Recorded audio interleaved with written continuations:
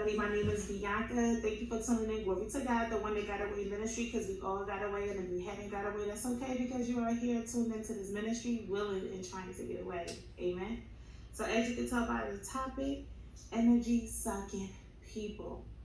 And before I start, I just want to say this.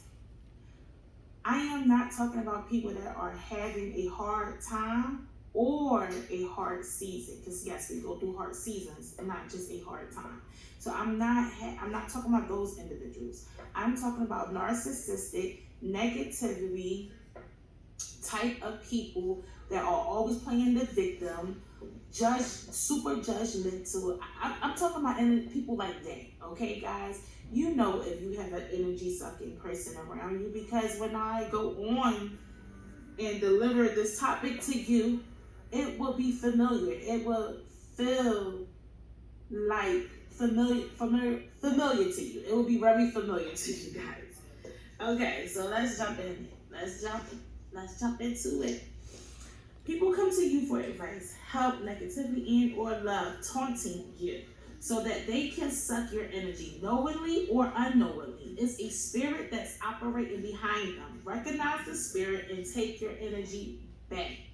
Recognize the spirit and take your energy back, okay? We're going to cast the spirits, Lucifer, all of them, down to the pits of hell, okay?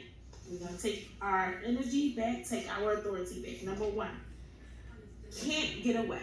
For some reason, you just can't get away. They pop up at your door. They keep calling you 50 million times. They keep texting you 50 million times, and you're not responding back because you're trying to get rest, or you're just trying to be in your own peace, right, with your own family. Whatever the case is, you just seem to not be able to get away. They don't understand that you need time. Even if you kind of say it to them, they still don't understand it, right? Emotionally drained. These people emotionally drain you. I mean, to the point like you might even feel sleepy after talking to them. You might feel like you have a headache after talking to them. You just emotionally feel depleted, okay? Feed on your willingness to listen. So they know that you are the type of person that will listen, right? You're a great listener. That is a gift, by the way, guys. So you are a great listener, and they feed on that. So they will always consistently bring any and every problem to you, because they know you will listen. I'm talking about a super small, tiny problem that they did made a big deal, that they are very capable of handling on their own, because they know that you will listen. Feed on your willingness to care for them. So if you are an individual that is caring for a person because they cannot physically be able at the time care for themselves, it could be because they due to surgery or whatever the case may be, and we can apply to your situation, they will feed on that. They know that you are a caring person, so they will basically abuse you in that situation, knowing that they can do it themselves, or they should do it themselves, or even attempt to do it themselves. They would kind of take you for granted when caring for them. Leaving you exhausted and overwhelmed. Kind of back to what I was saying on number 2.